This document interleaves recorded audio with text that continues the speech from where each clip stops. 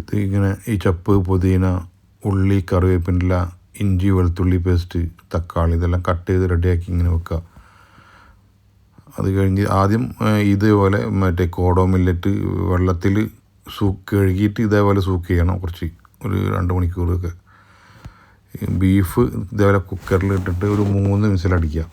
3 വിസിലടിച്ചിട്ട് വെള്ളം ഊറ്റിയിട്ട് ആ വെള്ളം കളയരുത്. അത് അതേപോലെ ഇതാണ്ടില്ല, ഈ ബീഫ് ഇങ്ങനെ ഈ പരുവത്തിൽ ഒരു 3 വിസിലടിച്ചിട്ട് ഇതേപോലെ ഊറ്റി വെക്കുക. ആ വെള്ളം അതിൽ വെക്കണം. വെള്ളം നമുക്ക് പിന്നീട് ഇതിലേക്ക് മസാലയിലേക്ക് ആവശ്യമുണ്ട്. ഈ വെള്ളം ഇങ്ങനെ എടുത്ത് വെക്കുക. ഉള്ളി സാധാരണ ബിരിയാണി ഉണ്ടാക്കുന്ന പോലെ വഴറ്റാം. തക്കാളി, അണ്ടിപ്പരിപ്പ് ഇതൊക്കെ ഇട്ടിട്ട് അതിൽ നെയ്യാണ് ഞാൻ ഉപയോഗിച്ചിട്ടുള്ളത്.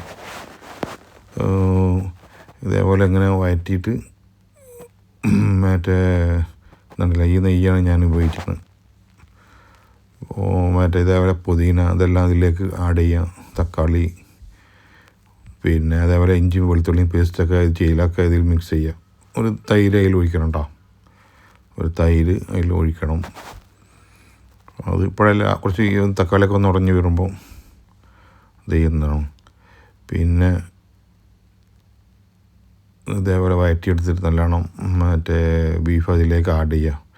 എന്നിട്ട് മസാല ഉണ്ടാക്കിയിട്ട് ഇതേപോലെ മില്ലറ്റിൻ്റെ കോഡോ മില്ലറ്റ് അതിലിട്ടിട്ട് ദമ്മിടുക. ദമ്മിട്ടതിന് ശേഷം ഒരു സാധാരണ ദമ്മിട്ടൊരു സമയമുണ്ടല്ലോ, പിന്നെ ഫോനോട് പൊഴിഞ്ഞിട്ട് ഇത് കുറച്ച് വേവ് കൂടിയിരിക്കണം. പക്ഷേ വേവ് കൂടുന്നത് എനിക്കിഷ്ടം, അതുകൊണ്ട് ഞാൻ കുറച്ച് വെള്ളം കൂടുതൽ ഇതിൽ ആഡ് ചെയ്തിട്ടുണ്ടായിരുന്നു. നല്ല അടിപൊളി കോഡോ മില്ലറ്റിൻ്റെ ബിരിയാണിയാണ്. എല്ലാവർക്കും ഒന്ന് ട്രൈ ചെയ്യാൻ പറ്റും.